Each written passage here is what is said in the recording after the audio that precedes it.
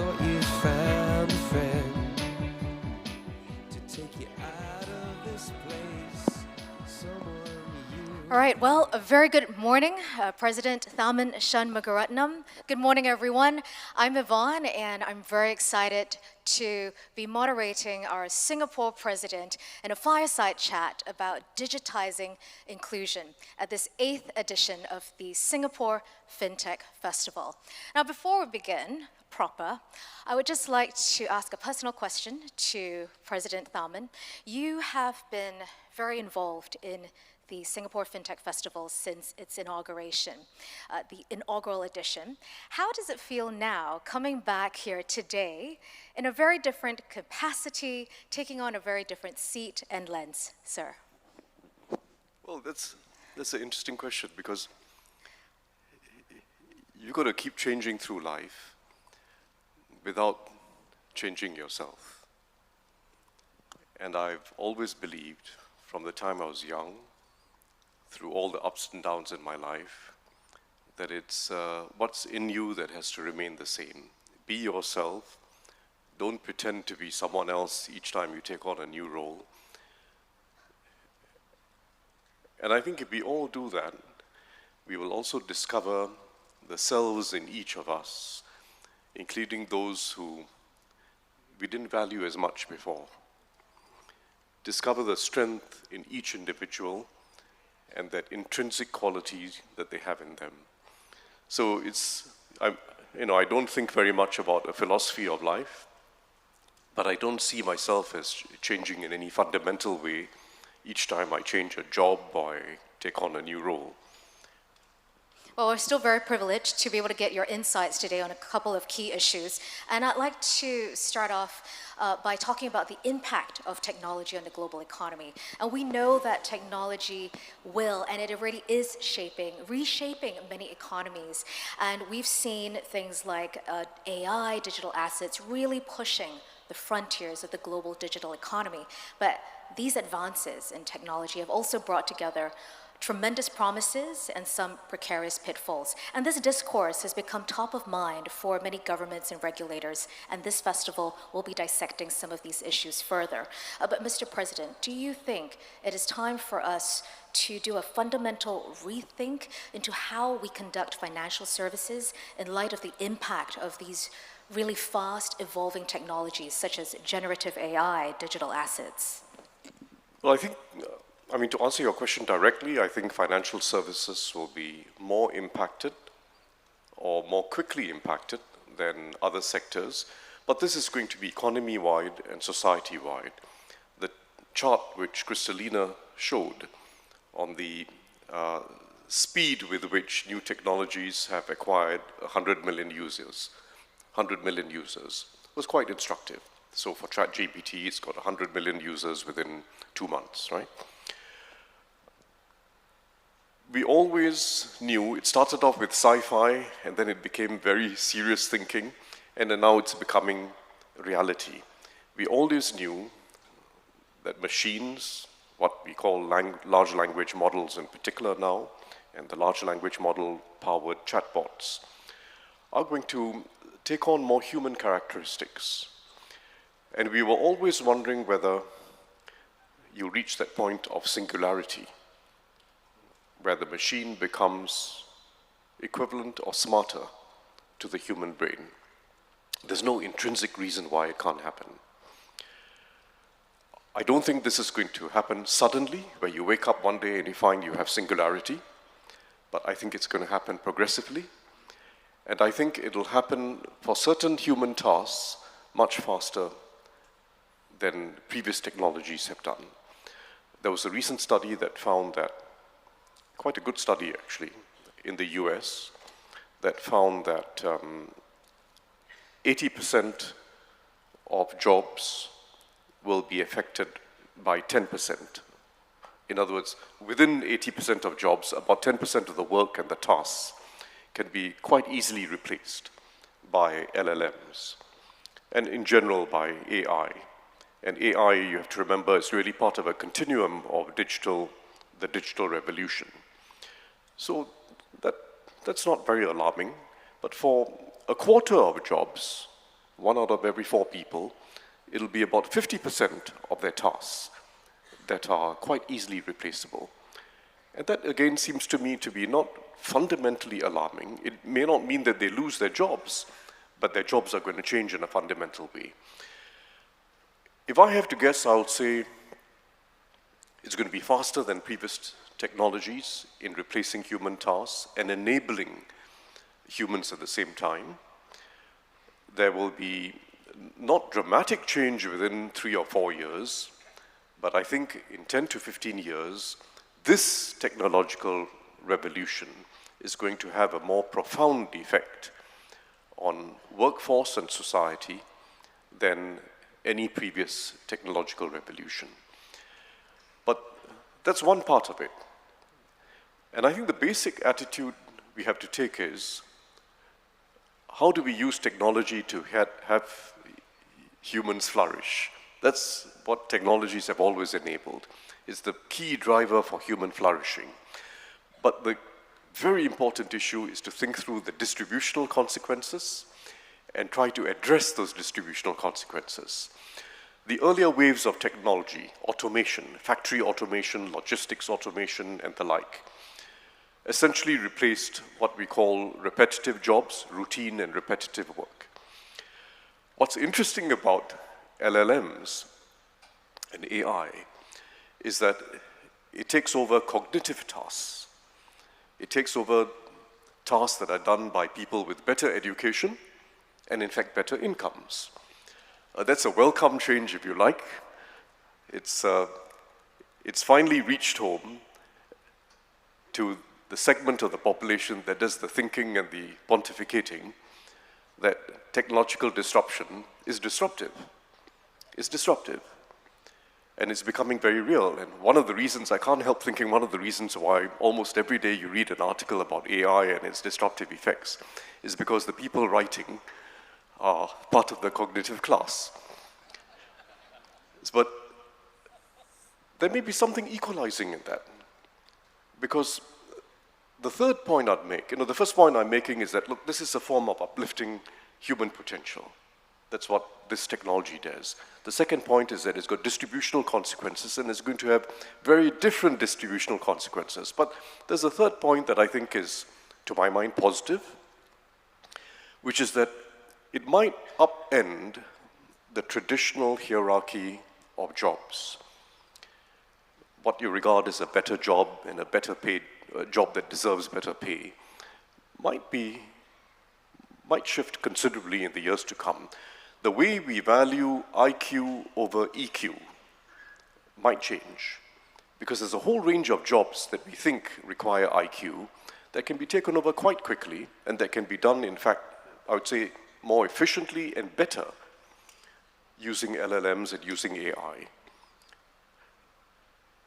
And we'll then have to think hard about the jobs we really value, the EQ, the jobs that require teamwork, the jobs that require collective imagination, the care jobs, and we'll have to value them accordingly. So 3 really key points there. Technology allowing humans to flourish even better. There will be distributional consequences, and technology really upending the hierarchy of jobs. So we're going to unpack some of these threads there, but you sound really excited, when you're talking about LMS and generative AI. So we can see what really gets you that spot going, President Tharman.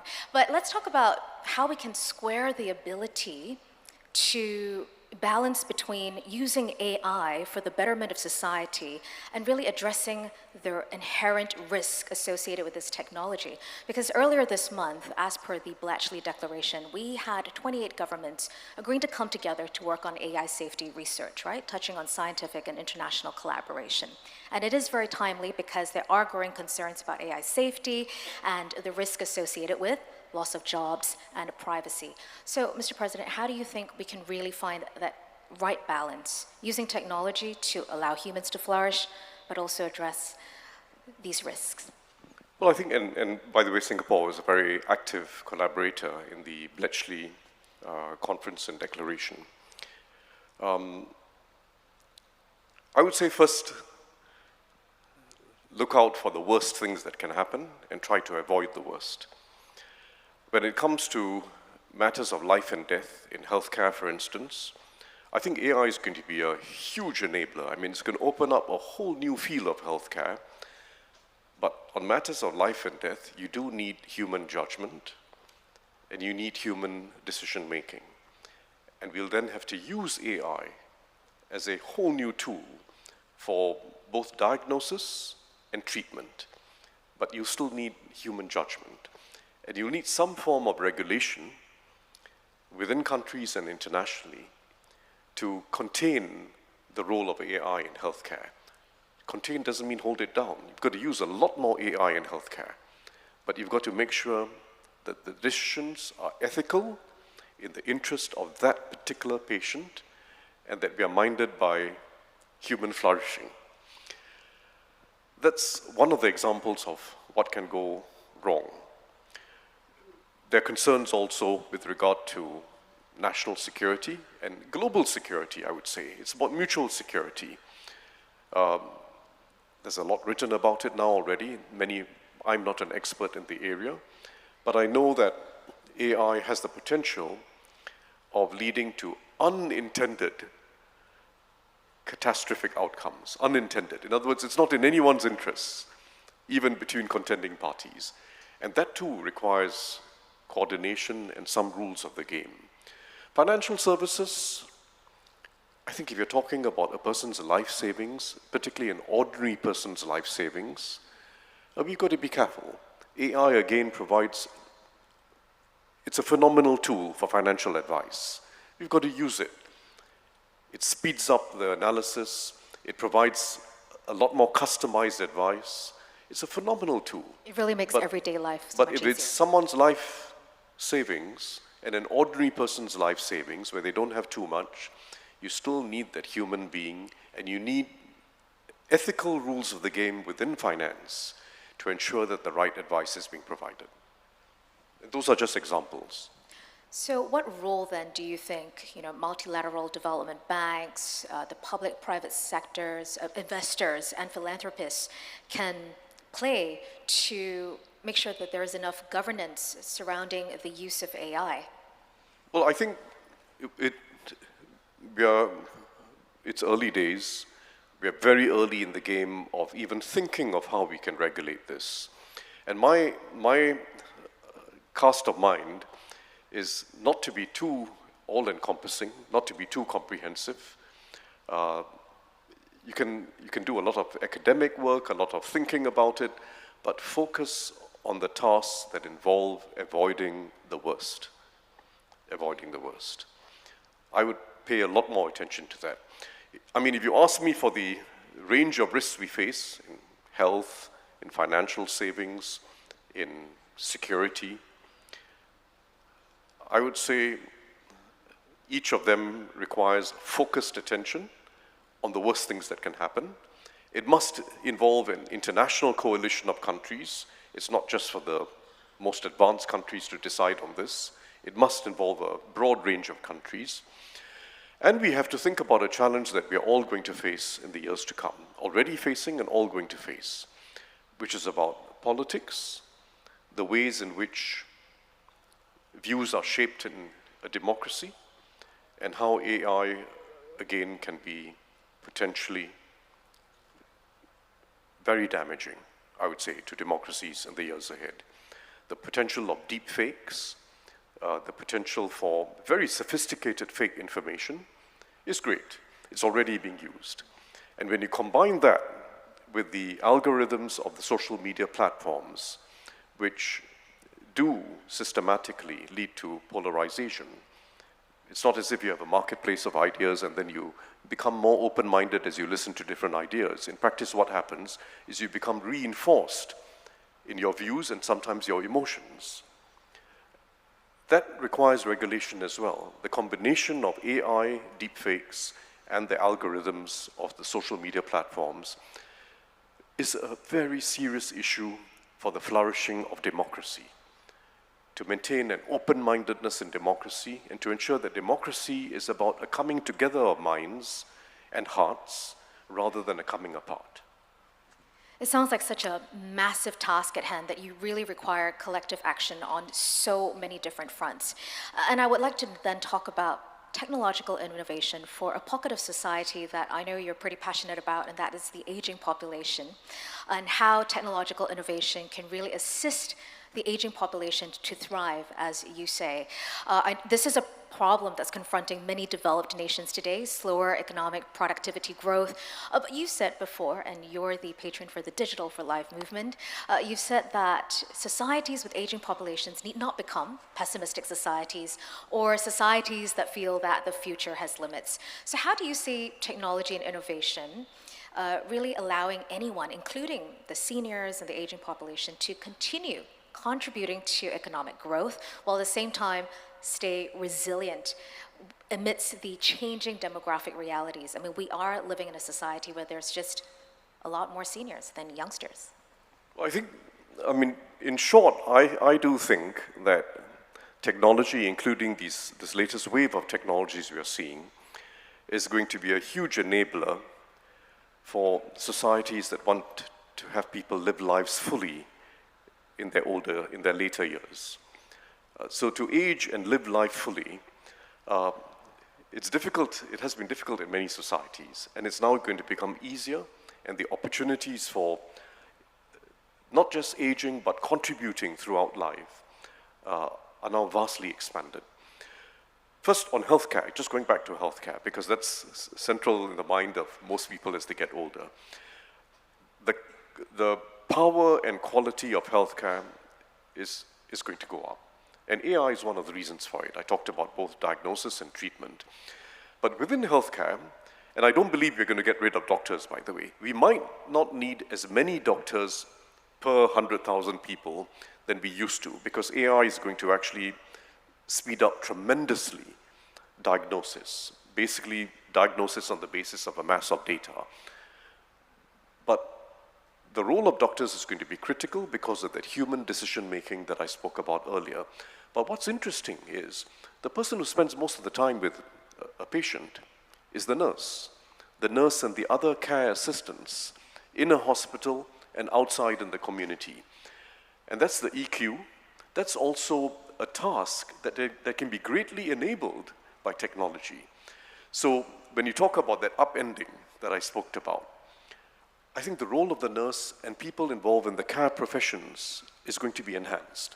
They're going to have more tools, more information given to them to be able to provide that triaging and having that relationship with the patient that's increasingly going to be customized, in other words, for that patient individually.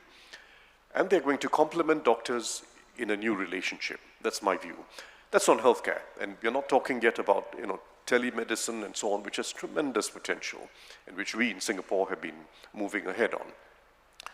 But another part of getting older is continuing to learn. And the beauty of today's technologies is that you can keep learning through life. We're all doing it. I mean, Kristalina and I knew very little about some of these issues we're talking about, but it's just that we're trying our best to learn, and we can all do it. It's now going to be at the disposal of people in their homes. I like the idea of groups of people getting together to learn together. It doesn't need to be classroom style, but groups of 4 or 5 people getting together in clubs, at places they enjoy being, in a cafe or in community centers or clubs.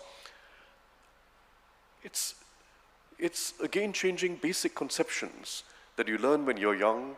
You then work, you get tired, and you finally retire and wonder what to do with your time. You've just got to keep learning through life. And the technologies now make it possible for us not just to learn, but to stay active and to keep contributing. Some societies, I don't think we're doing as good a job at this in Singapore than we should. We really have to become a less ageist society.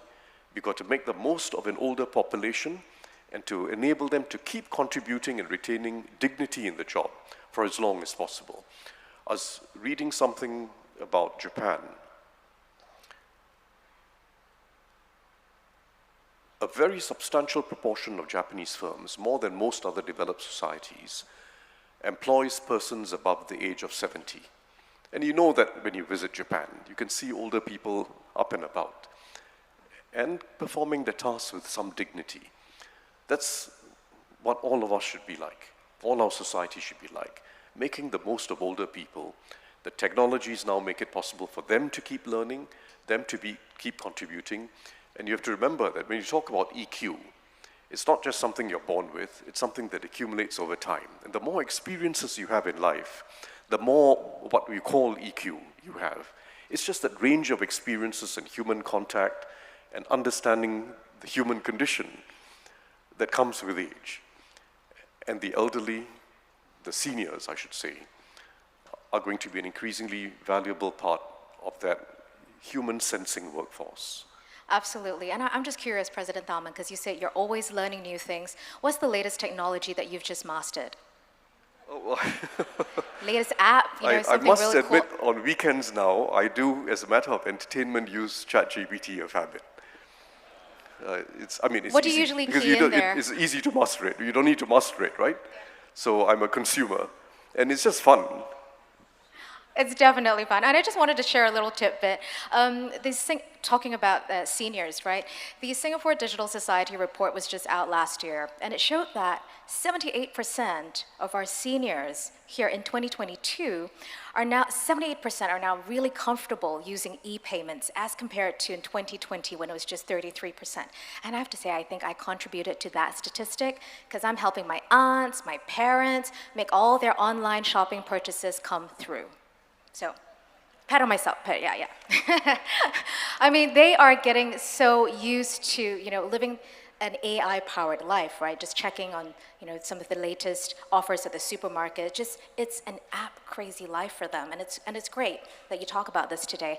But on the topic of learning, I want to come to another segment of the population, and because we have the president in the hot seat today, I really want to get your solution to this perennial problem of the global tech talent crunch. This is a challenge facing many companies and many governments as well. We know that businesses, they need help to constantly innovate and stay competitive in the global marketplace. And for governments, they need highly skilled tech workers to develop and implement essential public services and address the challenges of climate change, cybersecurity. So what advice do you have for us to constantly cope with the advent of new technologies? I mean, what can workers do to just keep upgrading or refreshing their knowledge and skills? Well, first, here again, I think it's quite interesting with regard to the fact that some jobs are going to be much more effective than others. And in some areas, what is a shortage might become a surplus. We're short of people with skills, all the skills required in cybersecurity. We're short of many AI-related skills. But what AI is also going to do is to replace a whole set of programming jobs.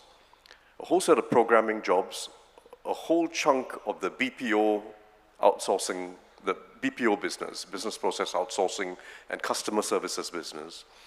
And that's a large number of people, by the way. AI is, and it's good for countries like Singapore because we are short of people. We don't have many programmers and coders and so on. But AI is actually going to take over a large number of programming jobs. And it's going to make it easier for labor-short societies like Singapore, those that are running out of labor.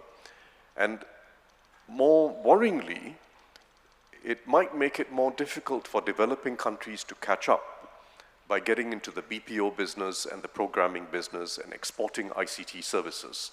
Because a large swath of those tasks are going to be taken over by AI, and in fact, it's already happening. It's already happening. So we are short of some of the tasks that require the most knowledge and skills. We used to be short of a large middle band of workers, the programmers. I think we'll be much less short of that in future. And very importantly, we've got to use technology to enable everyone in the workforce to be more productive and to enjoy their jobs a lot more. And those are very distinct tasks, challenges that we have to address. I think that the societies that have public-private labor coordination union coordination, public sector, private sector, and the unions, sort of German or Scandinavian style and Singapore style, are going to be well placed to address this challenge. You can't just leave it to individual firms and individual workers.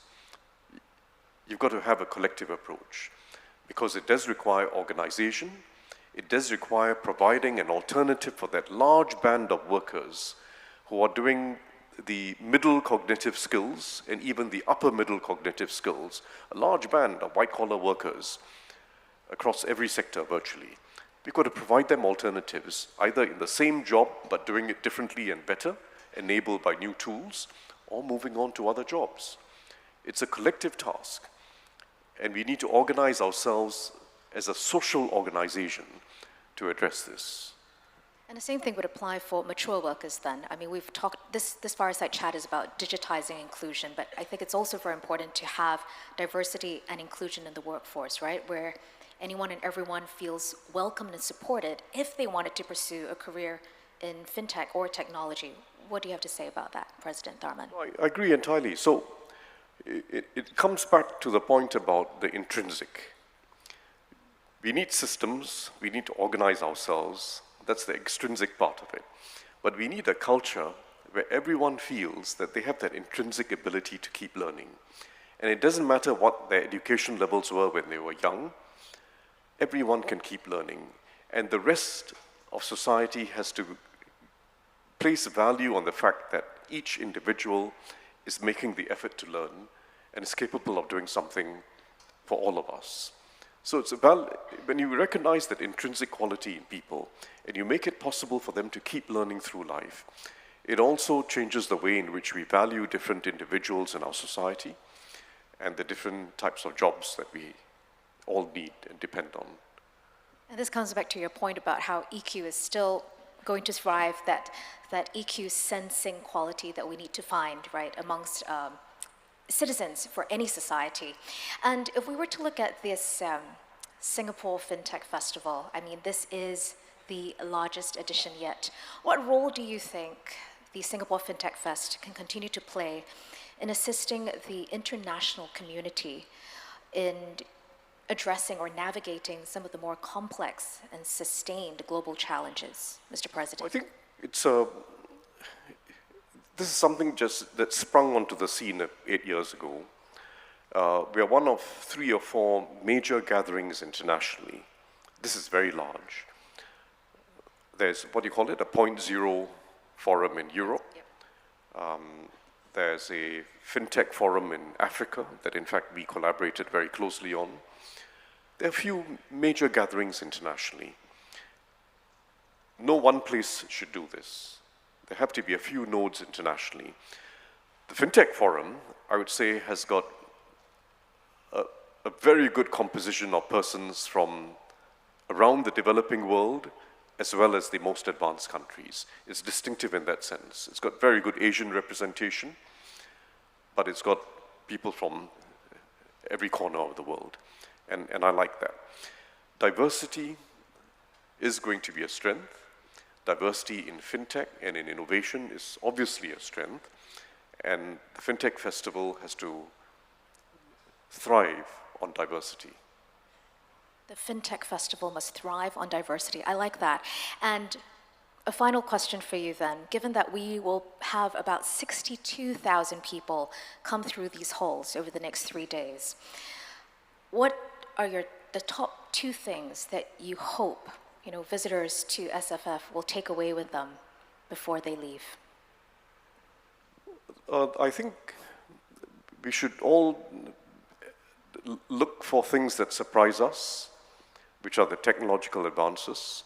We should all keep in our minds the idea that we must be out to do good for either those who still are not included in the financial sector, which Kristalina spoke about, or do good for people who just start off with less in life and they need an uplift. So just keep in mind that this is all about doing good for society or some group in society. And we should all, by the way, when I sat down, I realized that this can of drink was called Ice Mountain. We should all remember that the ice is actually melting on the mountains, and it's the biggest challenge we face. We are reaching tipping points in the Earth system that are very dangerous, and we've got to use everything in human ingenuity, technology, and global coordination to prevent the worst from happening. Wow, President Tharman, that was a very insightful, I think nuanced, and also a very engaging conversation. Your insights on digitizing inclusion, I'm sure, resonate very deeply with many today. We've looked, together with you, we've looked at how the public-private sector can really collaborate, and they must collaborate so that we can leverage AI or technology for the betterment of society, but also addressing the challenges and the worst things, as President, you pointed out, that could happen.